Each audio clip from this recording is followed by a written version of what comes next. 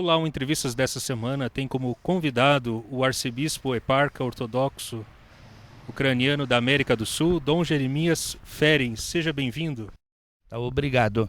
E aproveitando a oportunidade também, agradeço o gentil convite para conceder esta entrevista e convidamos a entrar no nosso templo sagrado dentro da nossa Catedral Ortodoxa Ucraniana para toda a América do Sul, aqui em Curitiba, de São Demétrio.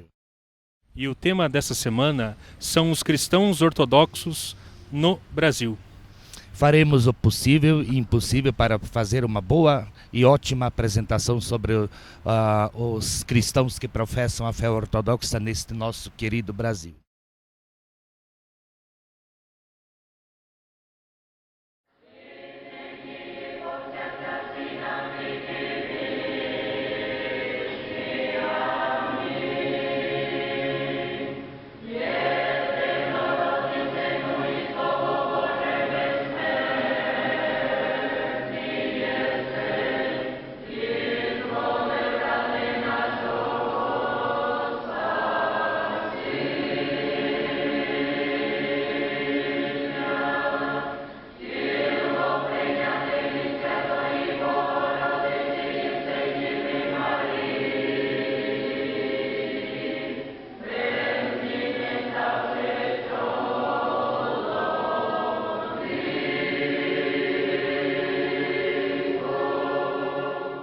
Bom, Dom Jeremias, quais são as orientações para quem vai entrar numa igreja ortodoxa, sendo um cristão ortodoxo ou um não ortodoxo?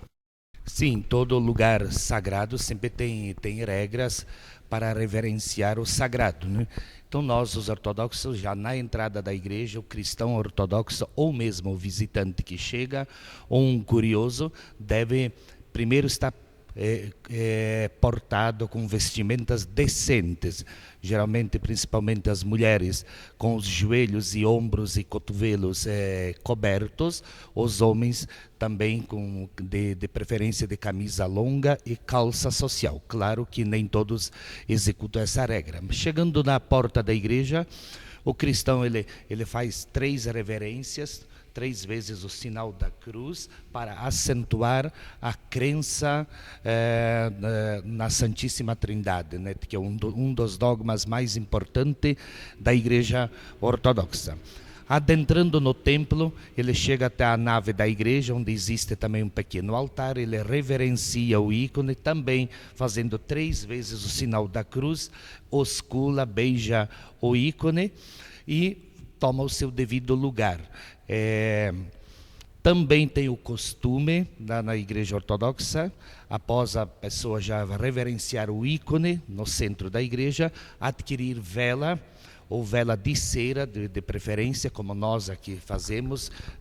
Talvez seja a única igreja aqui em Curitiba que ainda tem o costume de ter as velinhas de mel artesanal. Então as pessoas adquirem essas velinhas e acendem também em veleiros específicos dentro da igreja, pedindo saúde, pedindo prosperidade, agradecendo a Deus pela vida, pelos dons da vida e também pelos mortos, pelo descanso eterno de seus entes queridos. É todo este procedimento já na entrada da igreja. E quem são os cristãos ortodoxos no Brasil? Bom, cristãos ortodoxos, a ortodoxia é uma só. A igreja ortodoxa ela é unida nos mesmos dogmas, na mesma teologia.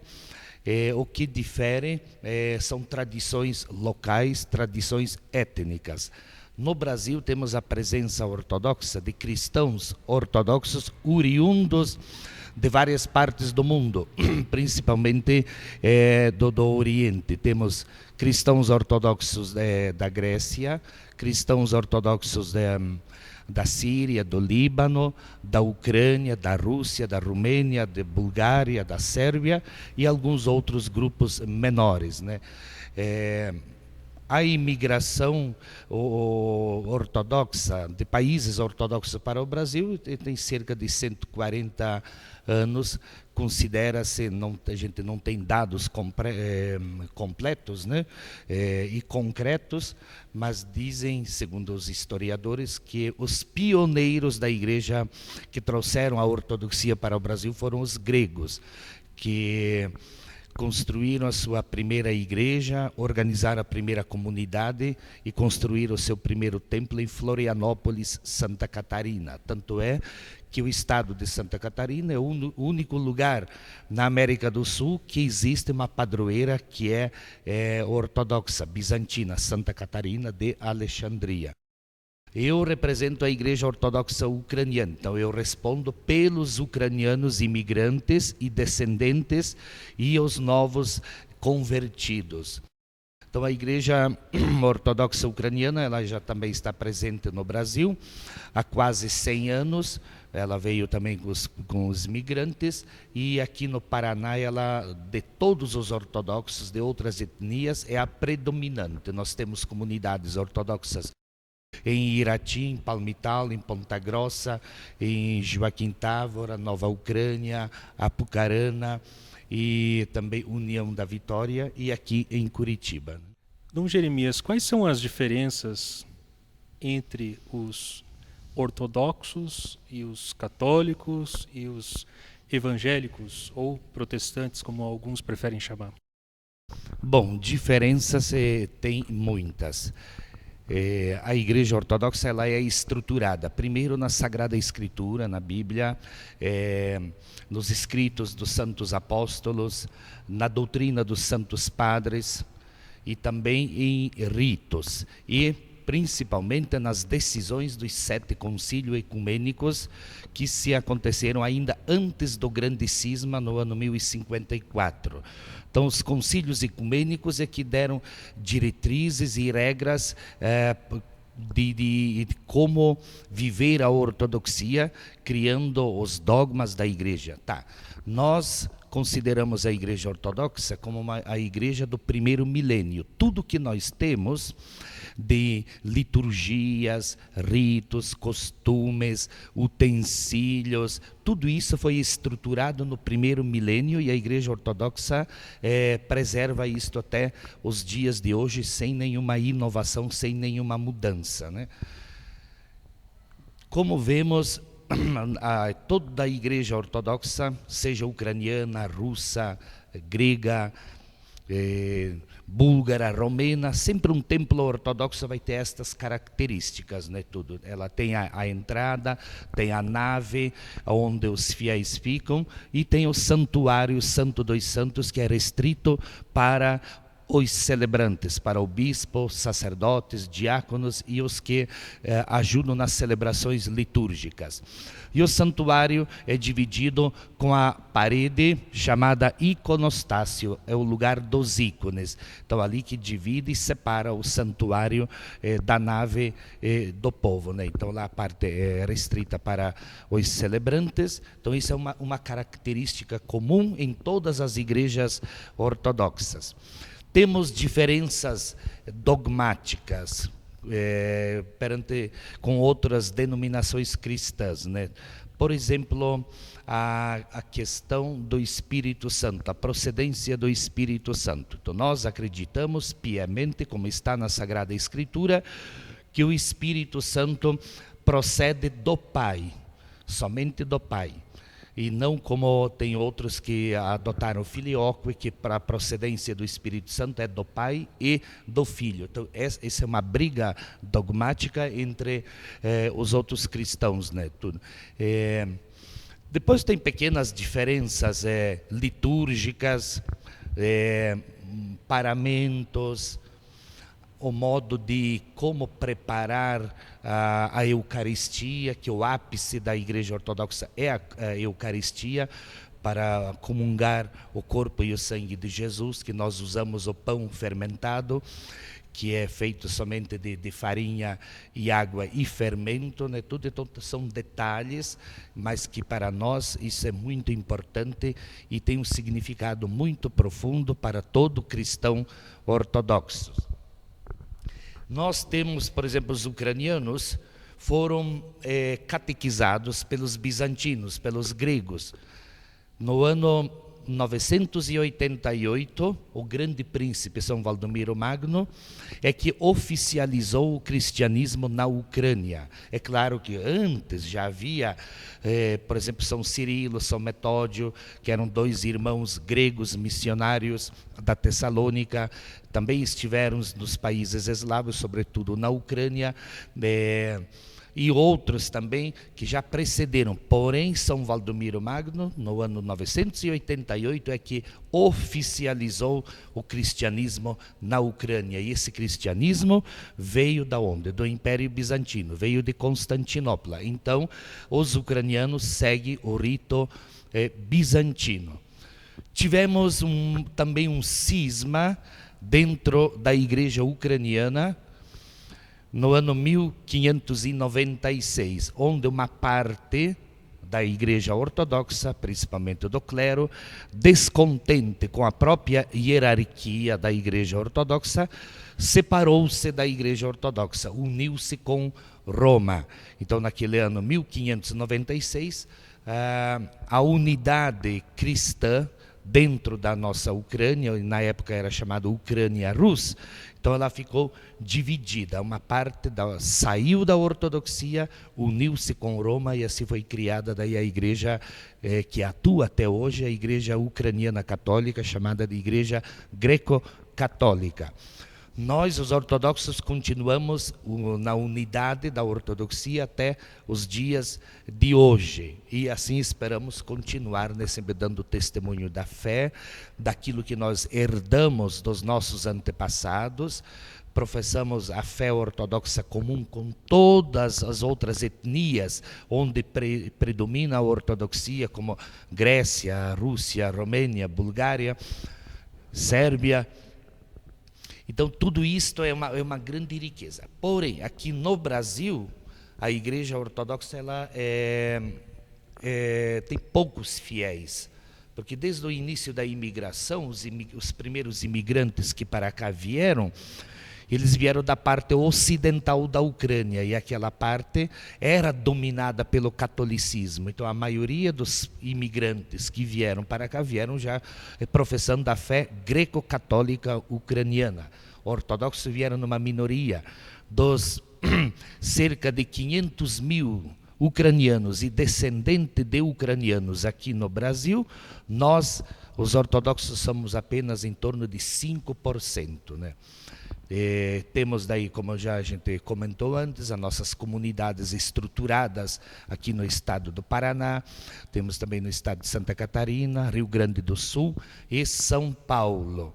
Então somos em torno de 20 paróquias espalhadas aqui no sul do Brasil, que preservam toda essa riqueza, desde que poderíamos dizer do primeiro milênio do cristianismo, e a ortodoxia que o grande príncipe São Vladimir trouxe de Constantinopla. Bom, nós todos sabemos da história que Jesus, ele fundou uma só igreja, não várias igrejas.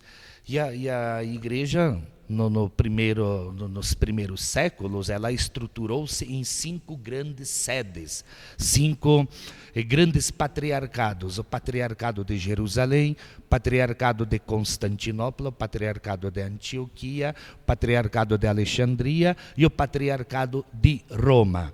No cisma do Oriente com o Ocidente, em 1054, o Oriente e o Ocidente tornam-se divididos. O Ocidente, a igreja do Ocidente de Roma, passa a ser chamada Igreja Católica Apostólica Romana, e os do Oriente, Católica Apostólica Ortodoxa. O patriarcado maior sempre foi, na época, ortodoxo de Constantinopla. Hoje, nós pertencemos à igreja ucraniana da diáspora, é súbdita ao patriarcado de Constantinopla, que hoje é Istambul, né, tudo na Turquia, onde reside, tem a sede oficial do patriarcado ecumênico de Constantinopla, sua santidade patriarca Bartolomeu primeiro. E é claro, todos sabemos que na Turquia os cristãos são uma minoria, mas a Igreja Ortodoxa lá está por questões, não por volume de fiéis ou quantidade de fiéis, porque antigamente sim, nos séculos passados, mas por questões históricas, né, tudo não sai de lá e não muda a sede para outro lugar por questões históricas e honra.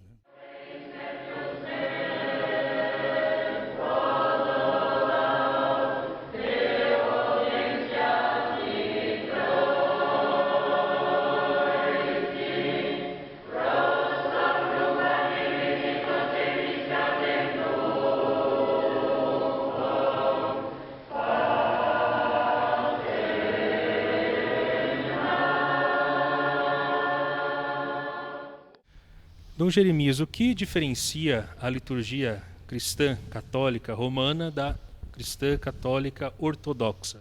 Bom, a maior diferença é o próprio rito em si, a maneira de celebrar a divina liturgia. Por exemplo, na Igreja Ortodoxa, o padre celebra de costas para o povo, de frente para o altar. Por quê?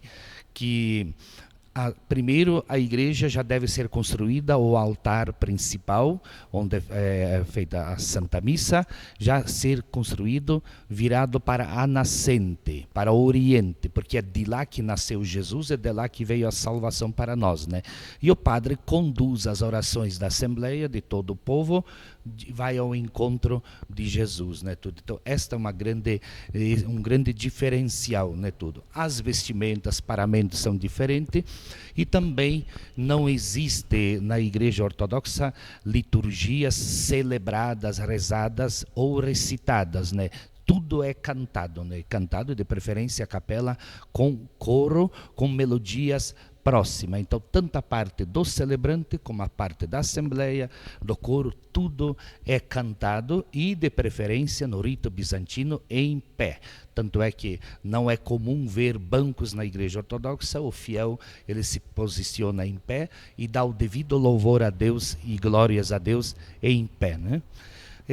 Uma grande diferença que a divina liturgia na Igreja Ortodoxa ela é dividida em duas partes, né? Tem a primeira parte nós chamamos de proscomídia, preparação, onde o celebrante prepara o pão e o vinho para depois ser transladado para o altar principal e ser consagrado no corpo e o sangue de Jesus Cristo.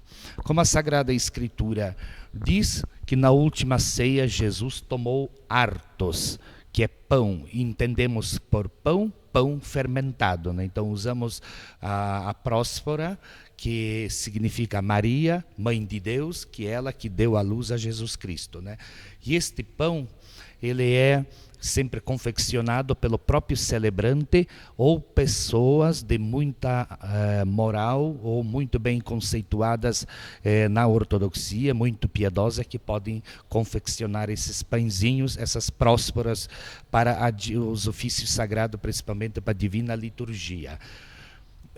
A próspera, ela sempre tem duas camadas, a inferior e a superior. Por quê?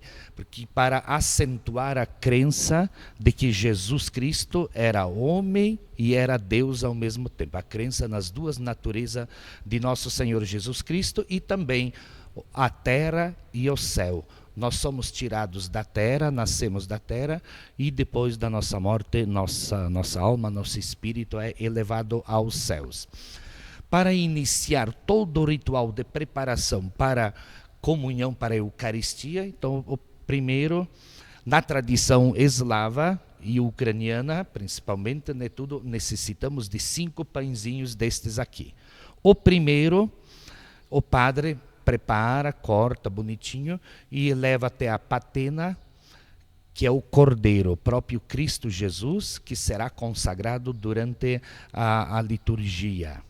Aí o padre pega um segundo pãozinho, tira uma pequena partícula e deposita ao lado direito do cordeiro. Aqui é Jesus e aqui essa partícula do segundo pão é em honra à sua Santa Mãe Maria Santíssima. Então daí Nossa Senhora está à direita de Jesus.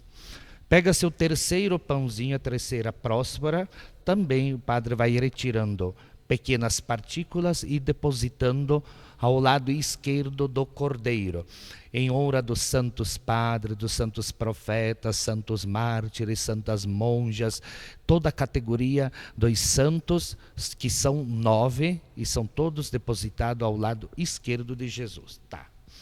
Aí vem o quarto pãozinho. A quarta próspera é dedicada na intenção dos vivos. Então, primeiro, vamos rezar por quem primeiro? Pelo chefe supremo da igreja, o patriarca Bartolomeu, etc. Coloca aos pés de Jesus. Depois, para o bispo titular da eparquia ou da diocese, também é colocado ali. Na sequência, na intenção dos vivos, intenções que os fiéis pedem para rezar pela saúde de Antônio, de João, de Teresa, de fulano, de ciclano, cada intenção uma pequena partícula e vai depositando ali na patena. Pronto, terminou com a lista dos vivos, vem a vez dos mortos também, que eles também merecem nossas orações, e a igreja terrena está ligada com a igreja celeste. Então é o quinto pãozinho, próspera, na intenção dos mortos, que também vai tirando uma partícula pelo falecido, descanso eterno do falecido João, falecido Antônio, falecido isso, de tantos quantos tiver, uma pequena partícula é depositado na patena. Terminando isso aqui, o padre também ainda abençoa o vinho, a água, derrama no cálice, cobre com véu especial, né, tudo, e pronto, incensa, e depois vai iniciar a divina liturgia. Então isso aqui seria um ofertório bem mais extenso, não tão simples como outras igrejas fazem. Então essa tradição sempre foi assim e nós conservamos toda essa riqueza. A igreja ortodoxa, o que ela se diferencia em relação aos demais cristãos em relação à Bíblia?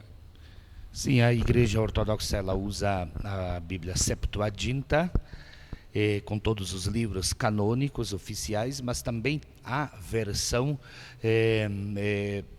de ortodoxa criada e analisada por teólogos ortodoxos, né? Infelizmente esta versão na língua portuguesa a gente não tem só em ucraniano e grego e inglês.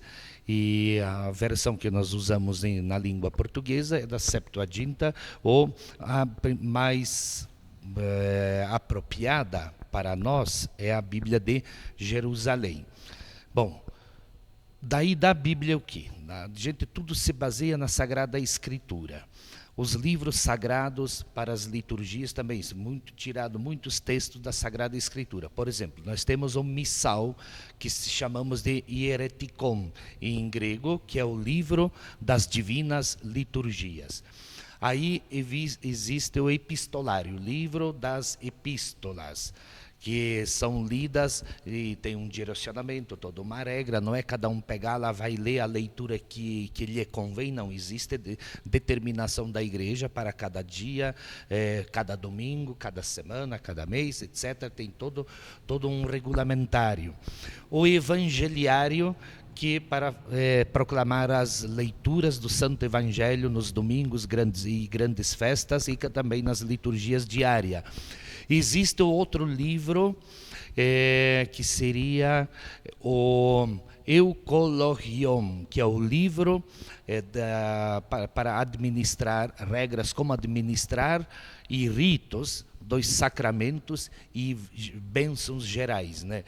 Todos os sacramentos, 7 sacramentos, cada sacramento tem o rito próprio, e também bênçãos de casa, bênção de automóvel, bênção de frutas, bênção de quintais, para tudo tem bênção. A gente tem essa delicadeza de tudo abençoar animais, etc., abençoar o alimento antes de comer, né? Tudo então, tem orações específicas para isto, né? E as leituras são retiradas da Sagrada Escritura para cada momento, de acordo com a festa que está sendo celebrada. Por exemplo, esse evangeliário, que ele sempre fica no altar principal, ele é em grego, e este outro, ele é em ucraniano, que podemos ver, Tudo. Então as leituras são nos domingos proclamadas em ucraniano. Quando há alguém que entende grego, é lido também em grego, e também na maioria das vezes em português, que nós temos o Santo e Divino Evangelho editado pela Igreja Ortodoxa Antioquina do Brasil. Dom Jeremias, como é o altar da Igreja Ortodoxa? Bom, como a gente já havia comentado, que o altar também deve ser construído, também virado para o Oriente, para a nascente. É a mesa sagrada, geralmente partes iguais, simbolizando o túmulo de Nosso Senhor Jesus Cristo. O que tem que ter no altar? Não vai montar uma biblioteca inteira em cima de um altar onde é consagrado o corpo e o sangue de Jesus. Então, primeiro, existe a cruz, o crucifixo para o padre fazer as bênçãos, o celebrante fazer a bênção, né? O altar em si, a lança para cortar a prospora, o pão para a Eucaristia, a colher para distribuir a comunhão para os fiéis, que é depositado diretamente na boca do comungante. A peça principal de um altar na igreja é o sacrário, onde é guardado os santos dons, pequenas partículas do corpo e o sangue de Jesus Cristo, desidratado, seco, guardado para reverenciar durante a semana e também quando necessário for para comungar os enfermos durante a semana.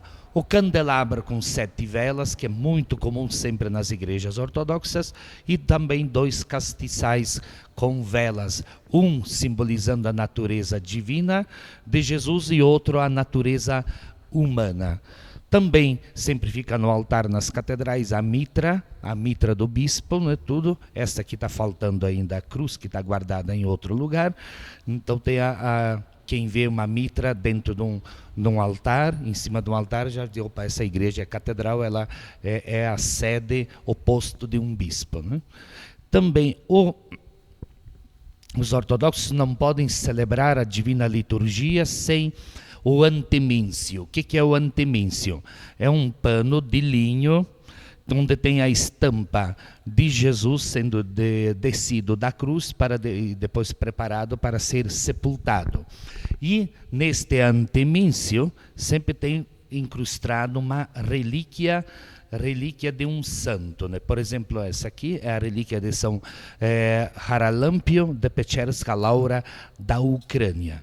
O antemíncio sempre ele é assinado pelo bispo responsável da eparquia ou da diocese. Então sempre ele tem a assinatura do bispo e pronto. Daí o padre pode celebrar a divina liturgia. Se ele viaja, vai em uma igreja onde não tem o antemíncio próprio, ele tem que levar. Por quê? Porque antigamente na igreja primitiva celebrava-se a divina Eucaristia em cima de túmulo onde eram sepultados os mártires cristãos, né? Então, de lá que vem essa tradição de nós termos o antemíncio com a relíquia de um santo sempre no altar. Então, muito obrigado pela sua entrevista. Por nada, espero que tenha conseguido esclarecer bastante coisa, né? Estamos à disposição para melhores esclarecimentos ou qualquer eventualidade, sempre estamos aqui para recebê-los, né?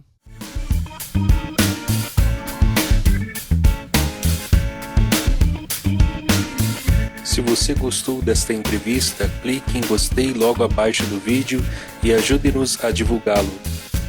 Aproveito para convidá-lo para acompanhar as novas entrevistas que serão publicadas neste canal. Para acompanhá-las, clique na palavra inscreva-se que você vê aí na tela.